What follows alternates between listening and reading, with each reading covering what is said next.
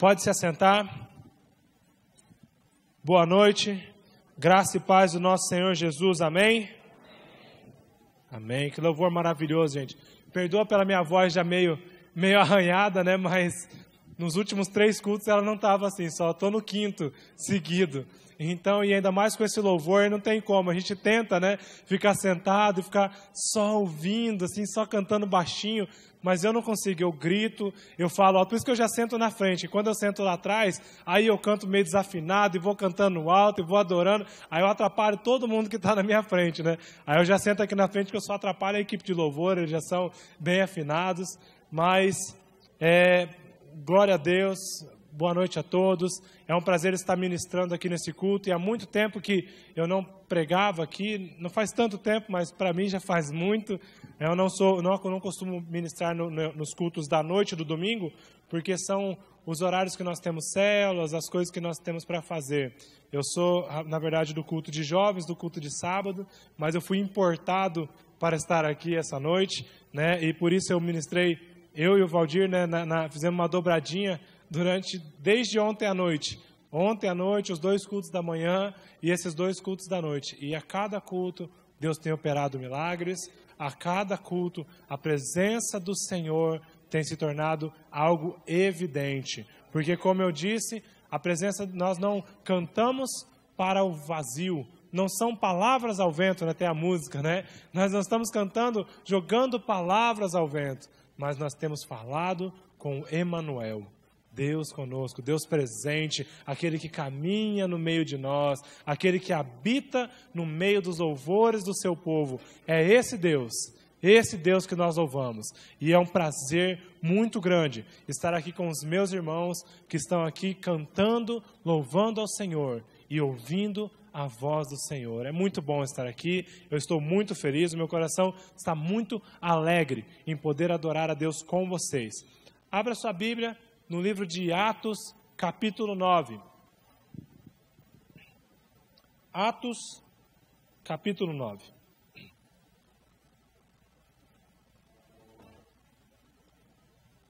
Há 2 domingos atrás, eu dirigi o culto, não é? E o pastor Gilson pregou. E durante a palavra dele foi muito impactante para mim. E ele falou... Na verdade, ele anunciou, não sei se ele já havia anunciado antes nesse culto, mas ele anunciou que esse é o ano do discipulado. É o ano onde a nossa igreja vai dar um foco maior sobre o discipulado. E por isso estamos participando do EDD, por isso estamos tão envolvidos. Eu quero falar alguma coisa para vocês sobre o discipulado. Vou falar sobre a minha vida, na verdade. Na minha vida, eu tive muitas pessoas que me ensinaram algumas coisas. Tive muitos mentores, pessoas que me ensinaram desde quando eu nasci, em 84, no dia 22/10 de 1984, né, quando eu nasci, eu tenho aprendido algumas coisas. Algumas pessoas me ensinaram a falar, né, mas falar não é assim, que alguém chegou e falou, falar é assim, você fala e fala essa palavra. Não, eu talvez observando as pessoas falando, olhando como elas falavam, como eram as palavras, eu fui juntando e fazendo, e eu vejo que como tem criança, quando a gente está perto de um bebê, a gente fica meio bobo, né? E a gente vê o bebê falando dadá, a gente fica dadá junto, dedé, dudu, né? E assim nós vamos desenvolvendo, auxiliando essa criança na fala. E assim eu aprendi, vendo as pessoas e aprendendo com as pessoas. Eu tive um momento que eu aprendi a caminhar, a andar. Eu aprendi a andar. Eu fui andando e talvez eu fui engatinhando. Na verdade, eu não engatinhava, eu ia me arrastando assim, né, com as pernas para frente, ia me arrastando e sujando todas as minhas fraldas, né? Mas teve uma hora que eu não dava mais para se arrastar, eu tinha que andar. Aí eu levantava e começava a tentar andar, e eu não me lembro, mas com certeza a minha mãe dava a mão para mim, e ela me ajudava, e eu ia dando os passinhos lentos, curtinhos, desequilibrados, mas ali ela me ajudou e cuidou de mim. E outras pessoas, eu me lembro isso eu me lembro já, né? Que no pré, a minha professora Edilma já faleceu, hoje ela já é uma pessoa, já está falecida, mas ela me ensinou o alfabeto. Ela falou, me mostrou o B, o A, Eu não aprendi direito a escrever, mas a ler eu aprendi, né? Mas ela ensinou que se juntar o B com E dá B, e assim por diante. E assim foi. Alguém me ensinou na área financeira, na área profissional também. Eu tive algumas pessoas que me ensinaram a mexer com o computador. Eu tive uma pessoa que teve que me ensinar a mexer com a calculadora. Por incrível que pareça, a gente não nasce nascendo, exceto as crianças de hoje em dia, né? As crianças de hoje em dia, com 3 anos, já chega, liga o computador, mexe o mouse, abre o navegador de internet, não sabe ler, não sabe escrever, mas aperta a letra J lá no Google, aí aparece jogos, ele vai e vai mexendo. Isso é uma criança de 3 anos, já sabe fazer isso tudo. Eu, para aprender a mexer na calculadora, fui depois de velho, né? Eu mexendo assim, em celular, essas coisas. Mas alguém me ensinou. Alguém me ensinou a administrar, alguém me ensinou a ser um profissional, alguém me ensinou a trabalhar. E eu tive muitas pessoas que me ensinaram muitas coisas. Mas pai, eu só tive um. Na verdade, eu tive 2. Eu tive 2 pais. O meu pai, Celso, que foi quem me gerou, quem me pôs no mundo, né? Ele me ensinou muitas coisas. Ele era meu pai. Ele é meu pai. Ele ainda está vivo. Mas eu não quero falar do meu pai carnal. Eu quero falar de uma pessoa que dedicou a sua vida em me dar tudo que eu tenho, em me dar o melhor, que foi o meu avô. E eu tive o meu avô, que é o Sr. Leonel. O Sr. Leonel faleceu no ano passado, né? E ele foi um pai para mim. Meu pai e minha mãe nunca se casaram. Eu nasci quando eles eram muito jovens mesmo. E aí não tinham nem condições de ter uma família junto, e não deu certo o relacionamento deles depois que eu nasci. Eles nem continuaram namorando. E o meu avô, ele não apenas me criou, mas ele dedicou a vida dele em me criar. Eu me lembro, que em 80 e alguma coisa, né, eu não lembro a data também, se é pedir demais, mas Campo Grande teve uma crise, né, uma crise da agropecuária, que não tinha leite em lugar nenhum e não tinha carne em lugar nenhum. Quem se lembra dessa crise em 80? Nem sei a data, mas você se lembra. E faz tempo, né? Mas assim, não tinha carne em lugar nenhum, não tinha o que comer, não tinha leite. E as crianças tinham que tomar leite, né? E não tinha. Aí eu me lembro ainda, que o meu avô pegava a bicicleta dele, e nós morávamos lá depois do Tiradentes, lá num bairro bem afastado, e ele, lá no Tiradentes, na verdade, ele no Arnaldo, e naquela época o Arnaldo era bem longe, né? Hoje é pertinho, mas antes era longe, não tinha ônibus, não tinha nada. E o meu avô pegava a bicicleta, não tinha nem luz quando nós mudamos para lá. O meu avô pegava a bicicleta dele, ia lá para a saída de Sidrolândia de bicicleta, numa fazenda que tem para lá, e lá ele conseguia leite. E algumas vezes ele ia lá comprar leite e não tinha. Aí ele voltava sem leite. Aí ele ficava, eu imagino que a aflição dele por não ter conseguido aquele leite para mim, e ele dava um jeito, e ele via, pedia emprestado. Eu me lembro também que em alguns momentos ele acordava bem cedo. Quem viveu nessa época sabe, talvez 4 horas da manhã, talvez 5 horas da manhã, 3 horas da manhã, para ser a primeira pessoa a estar na porta do mercado para comprar leite. Ele era a primeira pessoa. E todos os dias, quando eu fui crescendo, todos os dias de manhã, eu tenho as melhores recordações da minha vida. São por causa do meu avô. Eu me lembro que ele ficava sentado lá ele não dormia à noite, mas ele dormia sentado na cadeira de fio, né? Tudo que ele ficava acordado, dormia cedo, mas não dormia. E acordava de madrugada, mas ele ficava o dia inteiro sentado na cadeira de fio, lá depois que ele se aposentou.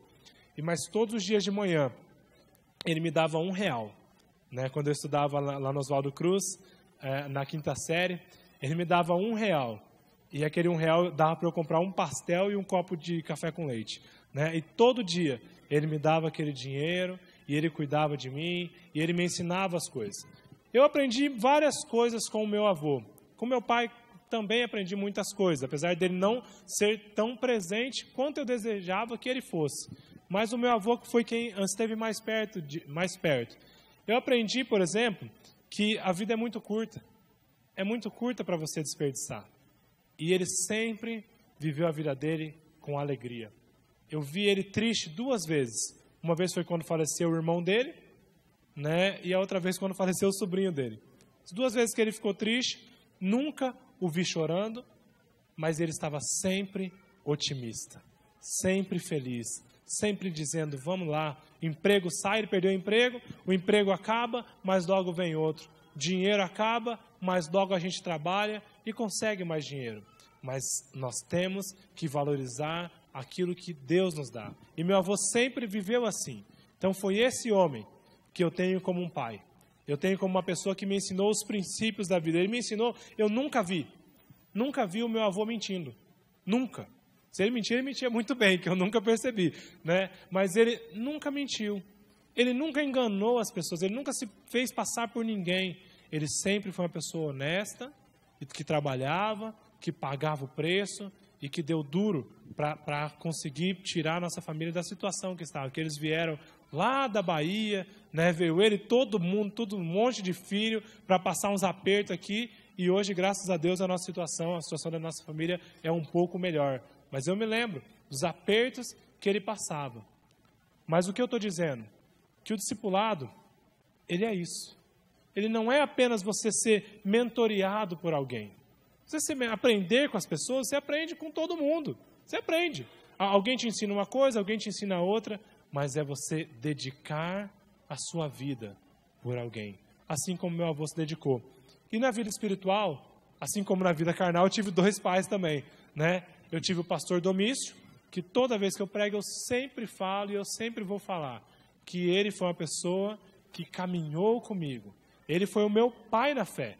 Ele é quem estava aqui e caminhou comigo na minha adolescência. E eu me lembro da adolescência que eu, cada dia, né, eu tinha um pensamento diferente. E eu ligava para ele assim, 10, 11 horas da noite, 11h30 da noite, eu ligava na casa dele. E eu falava, tá dormindo? Ele falava, não estou, né? Agora você já está falando comigo. Aí eu falava, olha pastor, Deus falou comigo e tal. E daí na outra semana, eu ligava para ele e falava, pastor, Deus falou comigo, só que já era outro assunto totalmente diferente, né? E ele sempre estava lá comigo, para caminhar, para falar, para me aconselhar, para pagar o preço pela minha vida.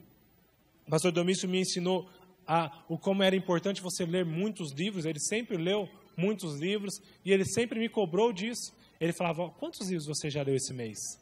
Aí eu, então, ele falava, não, você tem que ler pelo menos um por mês. E aí você lê revista, você lê jornal, e ele sempre me falou, sabe por quê?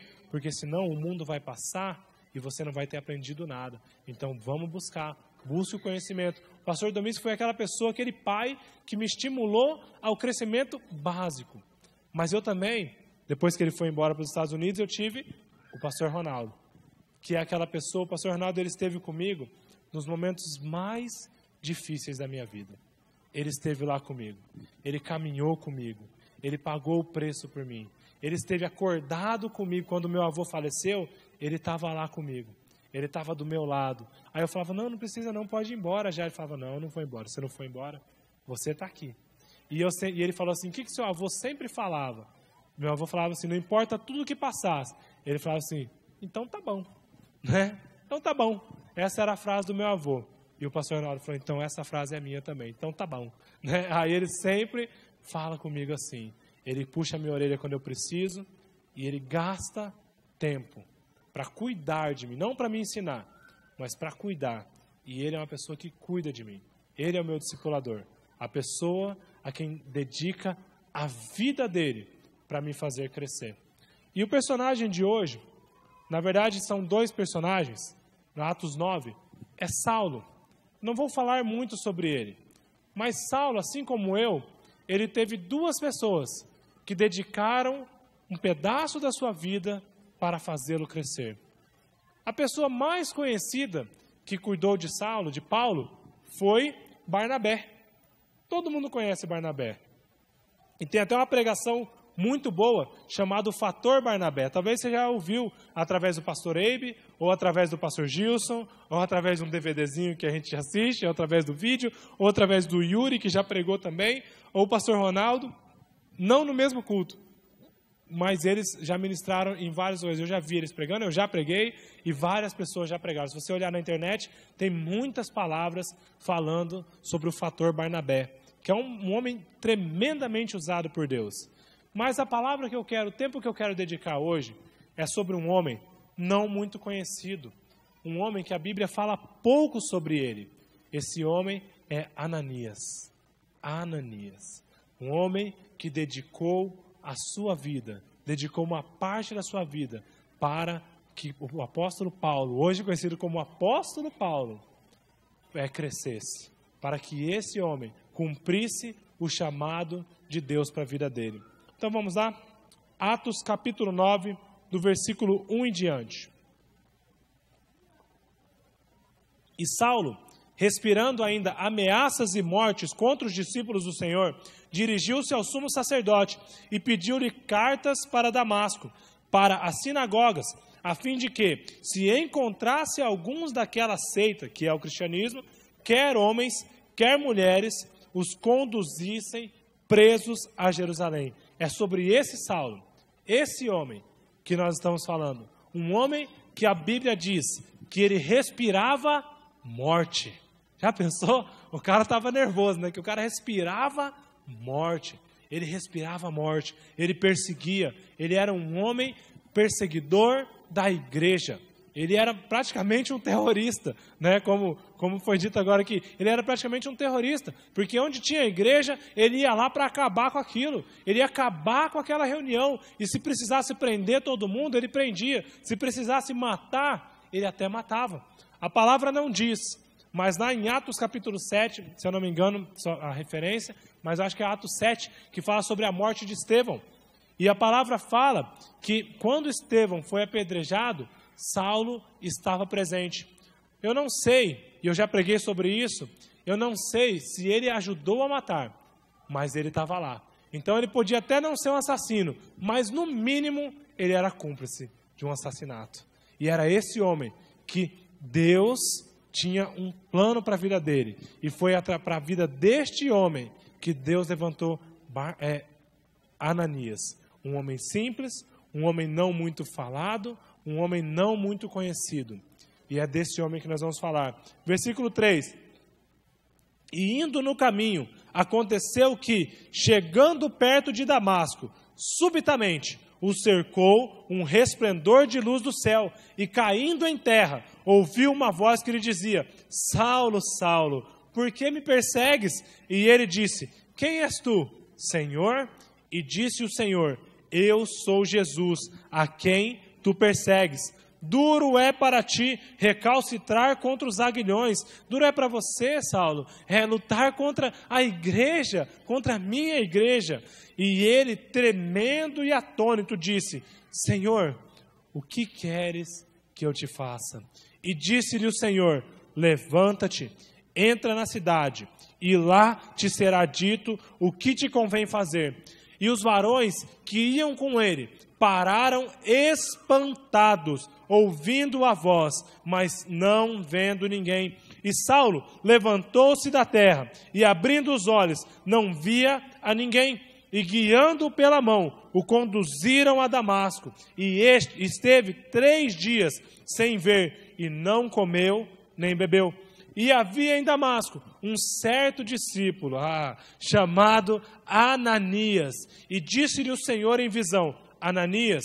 Ele respondeu: eis-me aqui, Senhor. E disse-lhe o Senhor: levanta-te e vá à rua chamada direita e pergunta à casa de Judas por um homem de Tarso chamado Saulo, pois eis que ele está orando. E numa visão ele viu que entrava um homem chamado Ananias e punha sobre ele a mão para que tornasse a ver. E respondeu Ananias: Senhor, de muitos eu tenho ouvido acerca deste homem, quantos males tem feito aos teus santos em Jerusalém, e aqui tem poder dos principais dos sacerdotes para prender a todos os que invocam o teu nome.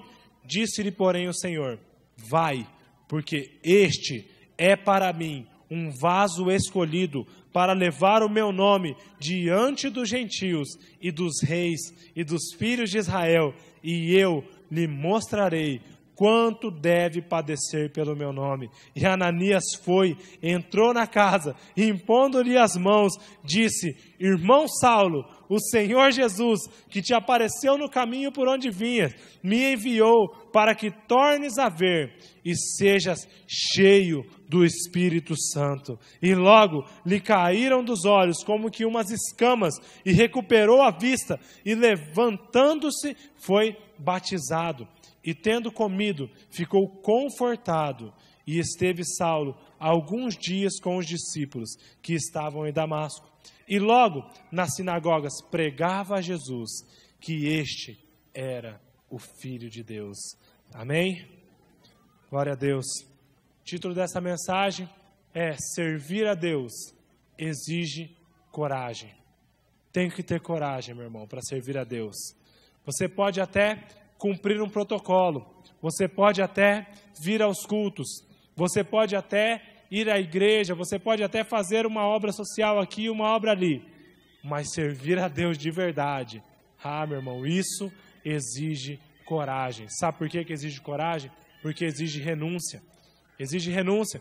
Quando Deus falou para Abraão: sai de tua tenda e do meio da parentela, e eu vou te mostrar as estrelas do céu, eu te darei, tudo isso exigiu coragem, porque Abraão tinha que sair da sua área de conforto, porque ele tinha que sair do meio daqueles em que cuidavam dele.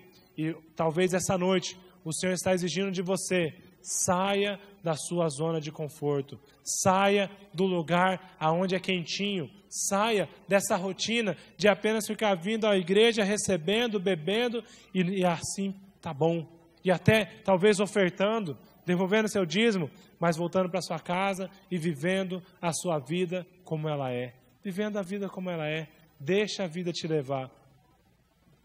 Para servir a Deus, precisa ter coragem. E você tem que ter coragem. Primeiro Ananias, ele teve coragem para falar do amor de Deus para Saulo. Rapaz, já pensou se Deus fala para você? Deus fala para você assim: vai lá no EL, lá, né, no pessoal que está explodindo o jornal, no pessoal do movimento islâmico, vai lá, fala de Deus para aquele povo lá, fala do amor de Jesus para eles. Já pensou se Deus exige isso de você? Sabe aquele pessoa, sabe aqueles ditadores, aquelas pessoas que têm destruído tudo, que têm massacrado em nome da sua religião? Vai lá e fala. Mas Ananias e alguns missionários, sim, correm o risco de morte, tem a sua vida em jogo. Mas talvez você tenha a sua vida social em jogo. É a sua reputação que está em jogo.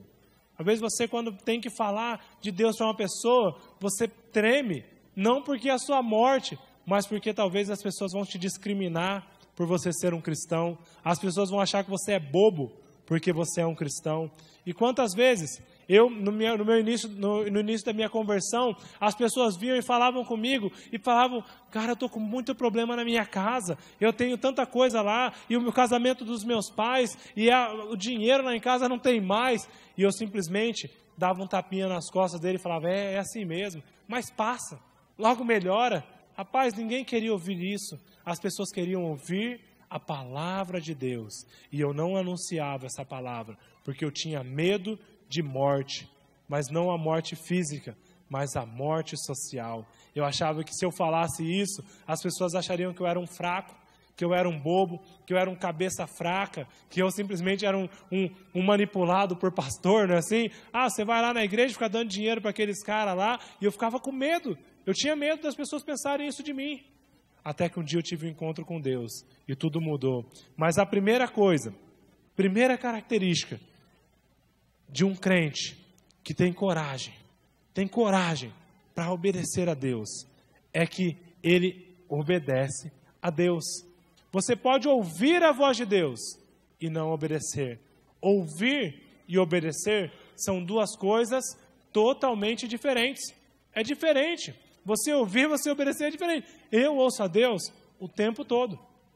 O tempo todo. Seja no meu tempo a sós com Deus, no meu TSD, quando eu estou lendo a Bíblia, quando eu estou lendo um devocional, quando eu estou lendo um livro, quando eu estou orando, ou seja, quando eu trabalho no escritório da igreja, o escritório fica depois da Barão, e o estacionamento que nós paramos os carros é aqui, né? Então, nesse trajeto, eu vou passando por esses mundos de utilidades aqui, aí eu vou ouvindo aquelas músicas, né? Aí você vai e ouve uma, ouve outra, e eles disputam. Eu não sei como é que é o critério que eles selecionam. Eu acho que eles pensam assim, a música que incomodar mais eu vou pôr, né? E eles vão pondo. E aí você acha, rapaz, essa é ruim, hein? Aí você vai no outro, é uma pior. Aí você vai no outro, consegue superar. Aí você chega no Magazine ali, aí você fala, não sei qual que é pior. Mas até através da música, dos profetas, né? Os profetas não, dos poetas, né? Então, um dia vão ser profetas.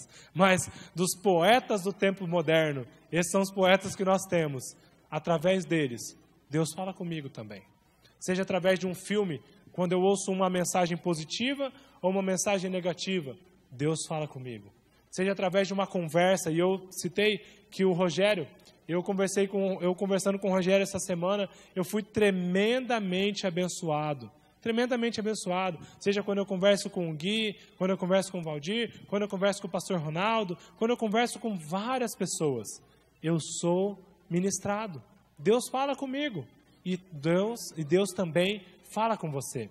Talvez você não tenha tanta percepção, mas o Espírito Santo está sempre falando com você. O Espírito Santo está sempre te incomodando. Talvez você ouve a voz de Deus, e você ouve, Deus vai te incomodando, e você fala, poxa, eu podia fazer tal coisa, mas não faz.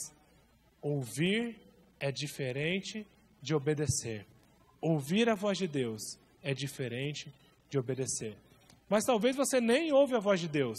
Aí já é outra coisa. Se você não ouve a voz de Deus, essa é a noite de você começar a ouvir o Senhor, de você afinar o seu ouvido espiritual e ouvir a voz de Deus. Deus fala.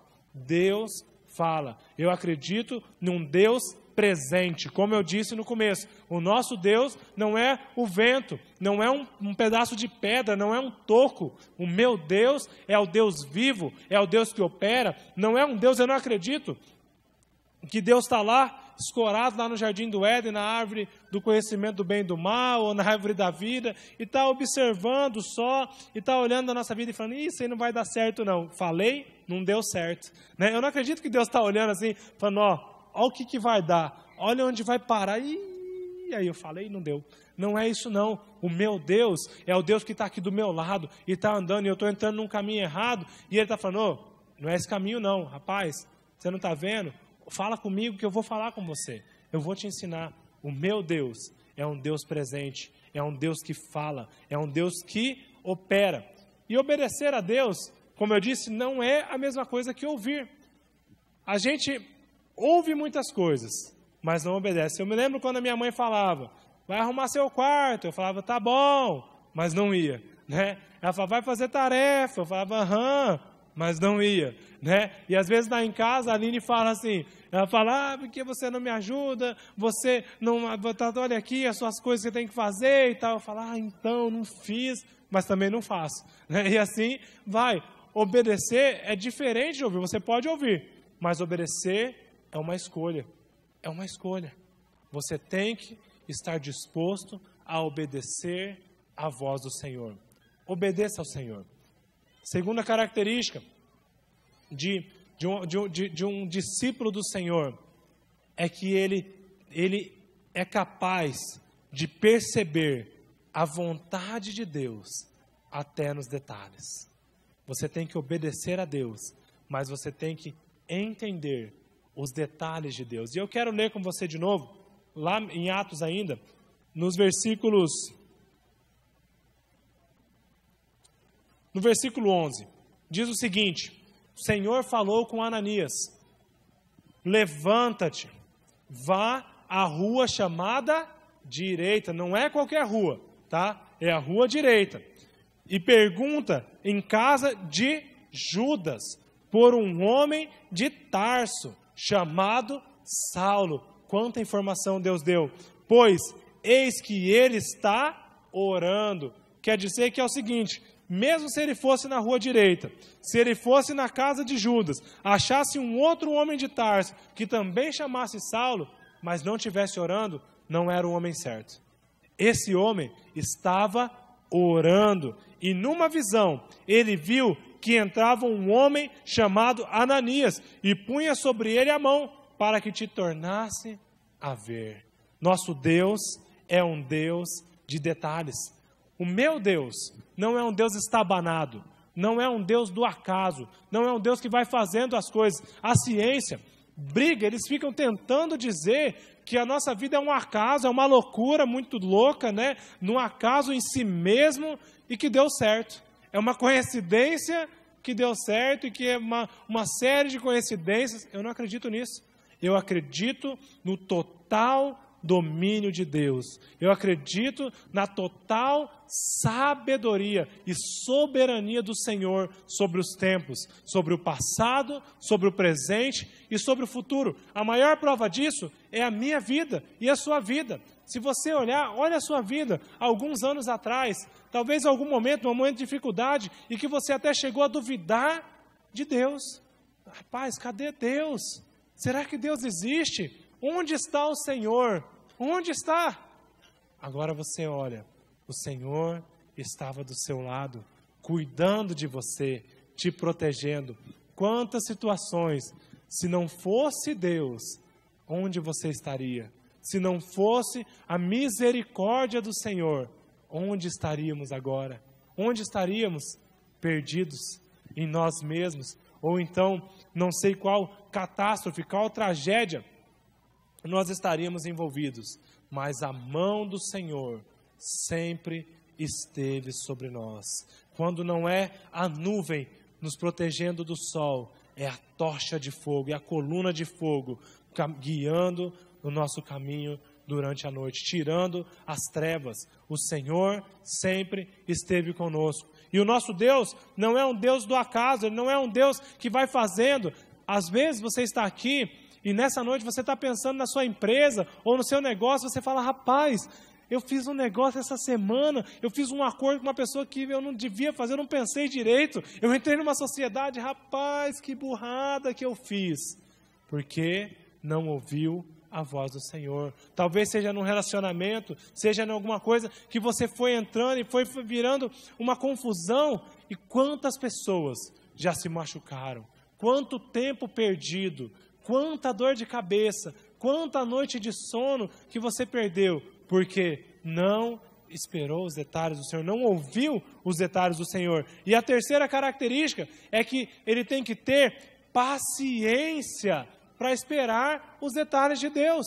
Você tem que ter paciência, você tem que ouvir a Deus, você tem que obedecer a Deus, você tem que ouvir os detalhes, mas você também tem que ter paciência. Paciência.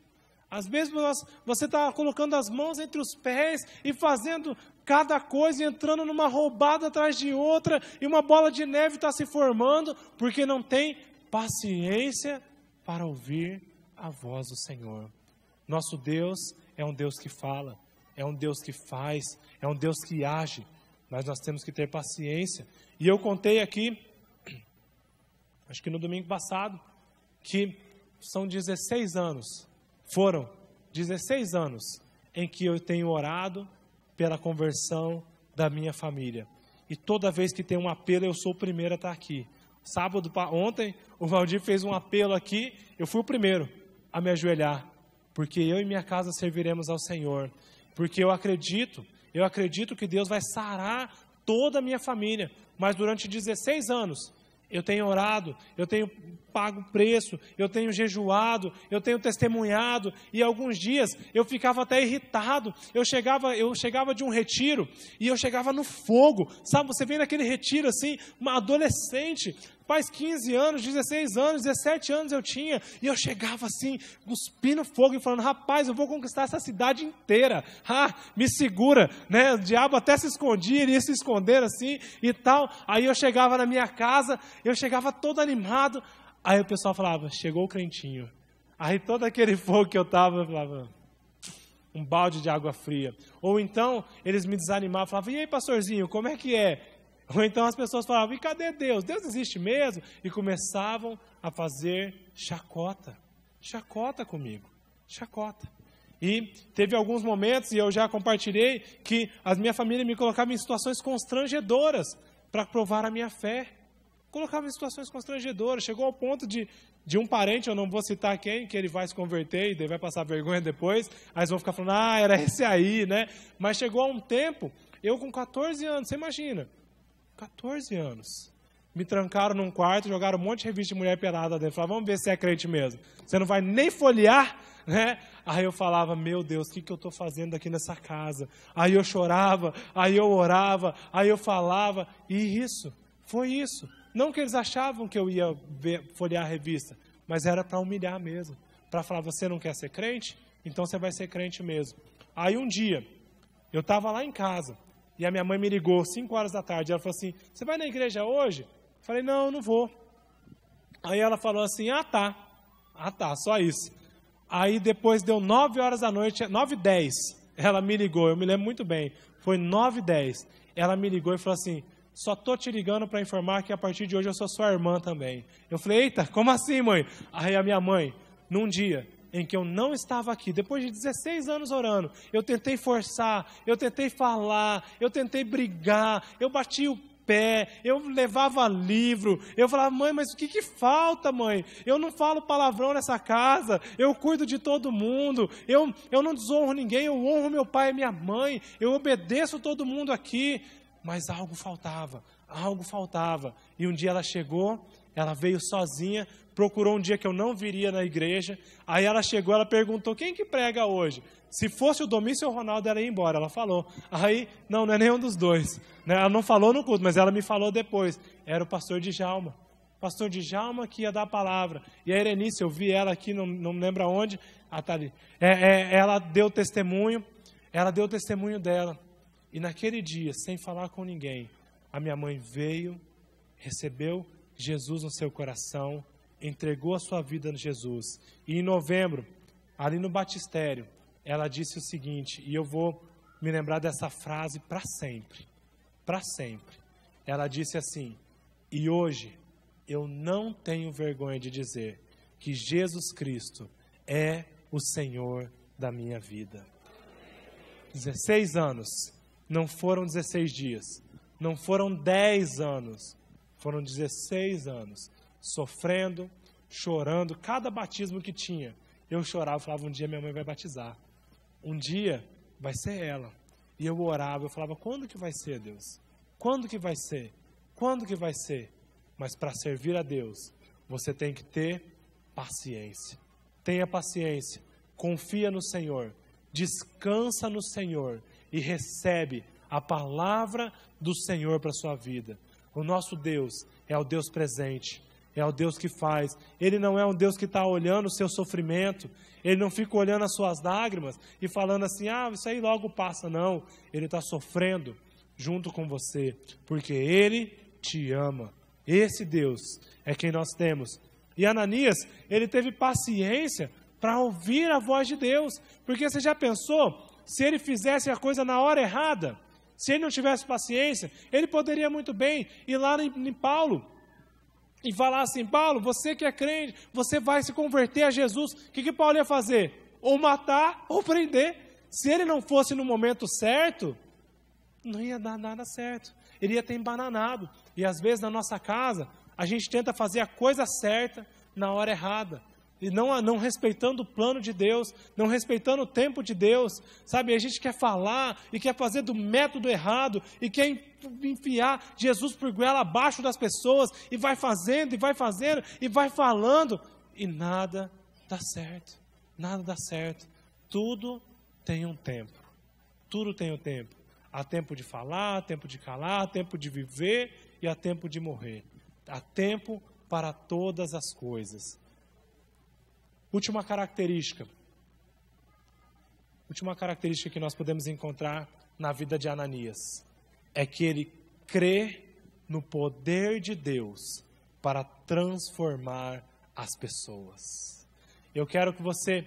Eu tenho uma frase que eu sempre digo, eu já disse 5 vezes, só esse final de semana eu já disse ela, mas toda vez que eu dou aula no curso de liderança eu repito de novo, sempre que eu prego em um lugar que eu tenho uma temática parecida, eu repito essa frase. Mas você não é Deus. Por incrível que pareça, você não é Deus. por incrível que pareça, eu não sou Deus. Então eu quero que você repita comigo. Eu não sou Deus. Eu falei meio, vamos de novo. Eu não sou Deus. Você não é Deus, mas às vezes você quer ser. Sabe quando que você quer ser Deus? Quando você quer definir quem se converte e quem não se converte. Quem pode e quem não pode. Às vezes nós olhamos para as pessoas e falamos assim, não, essa pessoa tem tudo. Ele tem carro bom, ele tem uma casa boa, ele ganha muito dinheiro, ele tem fazenda, ele tem uma família boa, ele tem tudo. E eu quero te dizer, essa pessoa, na verdade, não tem nada. Não tem nada, porque não tem Deus. Não tem Deus. E Deus, somente Deus, pode transformar a vida das pessoas. Aí você olha para as pessoas e diz, não, essa pessoa não tem... E eu até falo para mim, olha para você, como você era antes. Talvez você era uma pessoa que podia até ter tudo. Você tinha bons amigos, você tinha bons relacionamentos, você tem uma família boa, tinha algumas posses, mas enquanto você não tinha o que há de mais precioso e o que há de mais importante, que é o Senhor, você não tinha nada. Nada. Eu tinha uma vida legal antes de me converter.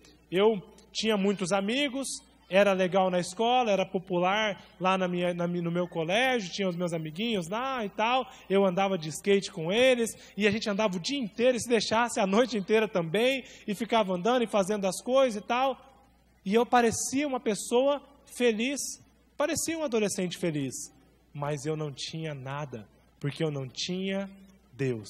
Então, quando você olhar para uma pessoa, quando você olhar para aquela pessoa e você dizer, ele já tem tudo, pense bem, ele tem Deus? Se ele não tem Deus, ele não tem nada. E às vezes nós olhamos também para algumas pessoas e falamos assim, essa pessoa aí é impossível se converter. Rapaz, esse cara é o primeiro que afronta, ele é o primeiro que faz chacota, ele é o primeiro que zomba do nome de Deus. E aí, filho, beleza? Tá pregando aqui. Ele é o primeiro que zomba do nome de Deus. Aí você olha para ele e fala assim, esse cara nunca vai se converter. Esse cara nunca vai admitir que Jesus Cristo é o Senhor. Aí eu quero te dizer mais uma vez, você não é Deus. Você não é Deus. E para finalizar, eu quero que você leia comigo de novo o versículo 3. Versículo 3, Paulo, no começo do texto, ainda estava perseguindo os cristãos, respirava a morte, respirava perseguição, estava lá dando trabalho mesmo para a igreja, né? Aterrorizando todo mundo. Aí ele estava andando, ele estava indo no seu caminho. E o versículo 3 é muito importante, E indo no caminho, aconteceu que, chegando perto de Damasco, de repente, o cercou um resplendor de luz do céu, e caindo em terra, ouviu uma voz que lhe falava, que era Jesus. Paulo era um perseguidor da igreja. Paulo era uma pessoa que podia até aparentar ter tudo, mas ele não tinha nada. Paulo, aquele homem terrível para a igreja, teve um encontro com Deus. E eu quero finalizar falando para você que o nosso Deus é um Deus de repente. Mas não é um Deus de repente porque ele é desorganizado. Ele é um Deus de repente porque ele tem domínio sobre o tempo. Ele é o Deus que é no passado, ele é no presente e ele é no futuro. O nosso Deus é um Deus de repente para nós, que somos limitados, mas para Deus está tudo sob controle. Deus irá ser glorificado hoje, ontem e sempre, e eternamente. De repente, Saulo teve um encontro com Deus. De repente, a situação dele foi mudada. De repente, a vida dele foi transformada. E eu quero dizer para você que, de repente, Deus vai operar um milagre na sua casa. De repente, Deus vai operar um milagre na sua família. De repente, Deus vai operar um milagre na sua vida financeira. Você pode olhar e falar, rapaz, eu devo mais de 100 mil. De repente, é de repente. Sabe por quê? Porque você tem que estar andando em direção ao Senhor. Continue caminhando, continue perseverando, que de repente a sua situação irá mudar. De repente, não foi de uma hora para outra não. De repente a minha mãe me ligou e falou assim, agora eu sou sua irmã. Mas aí de repente ela me ligou e falou assim, eu tenho um câncer. De repente, foi de uma hora para outra. Aí de repente de novo, ela me ligou e falou, fui curada. Eu fui curada. Não foi uma coisa programada, foi de repente. De repente, o Senhor apareceu. De repente, o poder sobrenatural de Deus aconteceu na minha vida. De repente, o favor do Senhor estava sobre mim. E de repente, o favor do Senhor estará sobre você, sobre a sua casa, sobre a sua saúde, sobre as suas finanças, sobre a sua família. E eu falei nos outros cultos, eu vou falar de novo. Eu tenho um primo que ele há 30 anos, tá? Não é 10 dias, não, 30 anos que ele é dependente químico. 30 anos destruindo a sua vida. 30 anos machucando toda a nossa família.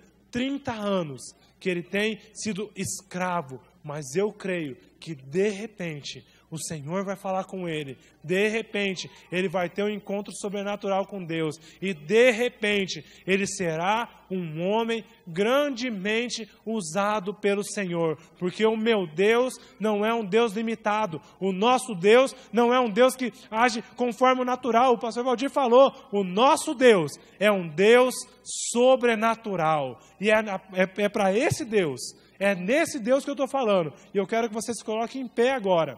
Diante desse Deus, apresente agora a sua vida diante do Senhor, apresente a sua súplica, apresente a sua situação, apresente a sua necessidade. Você não é aquela criança que quando o pai chega em casa, ele vem com a mãozinha dada assim e fala assim, pai, o que você trouxe para mim hoje? Isso é bonitinho até, mas você é aquela criança que quando o pai chega em casa, você abraça ele e fala assim, pai, como eu te amo, como eu tenho saudade do Senhor. Por que o Senhor demorou tanto? É assim que o Senhor espera que nós estejamos na presença dEle. Papai, eu te amo tanto. E a palavra de Deus diz, pode um filho pedir pão ao pai e ele lhe dará pedra? Não. Se nós, que somos carnais, não damos pedra ao nosso filho, imagina Deus, que é perfeito e nos ama mais do que tudo. Deus te ama, e Ele não quer ver você sofrendo, Ele não quer ver você aprisionado, seja com uma enfermidade, seja com uma situação financeira, seja na sua família, ou seja no seu pecado, seja naquele pecado que te escraviza há muitos anos, e às vezes você vai orar, quando fala em família, o inimigo vem e te acusa, e fala, quem é você para falar de família? Quem é você, homem, para falar de casamento? Quem é você, mulher, para falar de família? Quem é você? Isso é a palavra do diabo.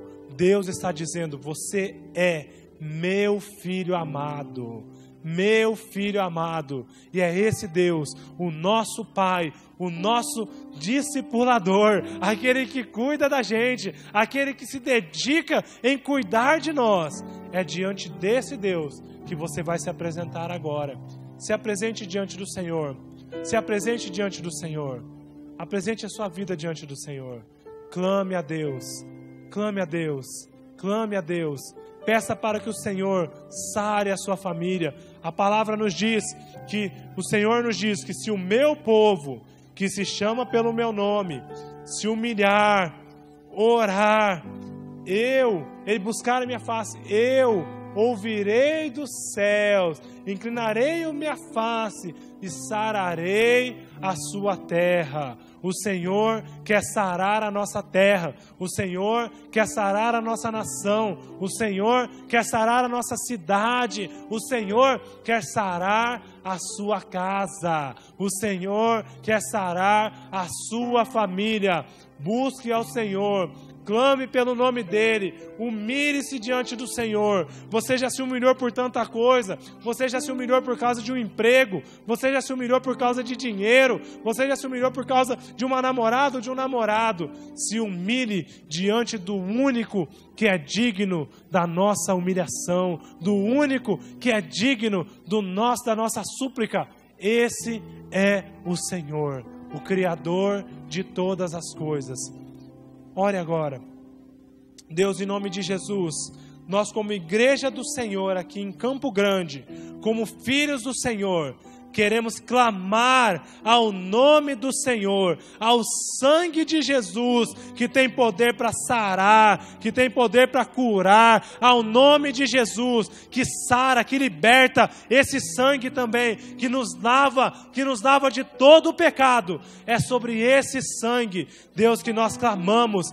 Sangue de Jesus tem poder sobre a nossa casa, o sangue de Jesus tem poder sobre a minha vida, o sangue de Jesus tem poder para me libertar de todo o pecado, de toda acusação. É sobre esse sangue que eu fui lavado, e na autoridade do nome de Jesus, que nós repreendemos todo o mal, toda ação maligna, toda ação demoníaca, toda ação do inimigo mesmo em nossa vida, em nossa casa, em nossa cidade, em nossa nação. Nós pedimos, Senhor, sara a nossa terra, sara a nossa terra, sara a nossa cidade, sara a nossa família, em nome de Jesus. Sara, Deus, sara, Deus, sara, Deus. Nós não admitimos tanta coisa ruim, nós não admitimos tanta podridão, nós não admitimos tanta corrupção, e corrupção generalizada, não apenas no alto nível, mas desde um meu amigo de serviço, desde um companheiro meu de negócio. Quanta corrupção, quanta gente tentando um passar a perna no outro. Nós não admitimos isso, ó Pai, e pedimos, sara o coração da nossa terra, sara o coração do teu povo, sara, Senhor, a sua igreja, uma igreja que quantas vezes tem ficado parada, omissa, e não tem clamado ao Senhor, porque já tem se acostumado com esse mundo, porque já tem se acostumado com esse século. E nós pedimos, Senhor, vem Jesus, governa essa nação, governa a sua igreja, a igreja é sua, teu é o governo da nossa igreja, teu é o governo da nossa nação, teu é o governo da nossa família, e teu é o governo da nossa vida, em nome de Jesus, glória a Deus. Que a graça, que a consolação, que o Espírito, que a paz que excede todo entendimento esteja com você, que o discernimento do Senhor esteja com você durante todos os dias de sua vida, e que principalmente o poder sobrenatural do Senhor esteja com você, em nome de Jesus. Vai na graça e na paz do nosso Senhor Jesus. Amém.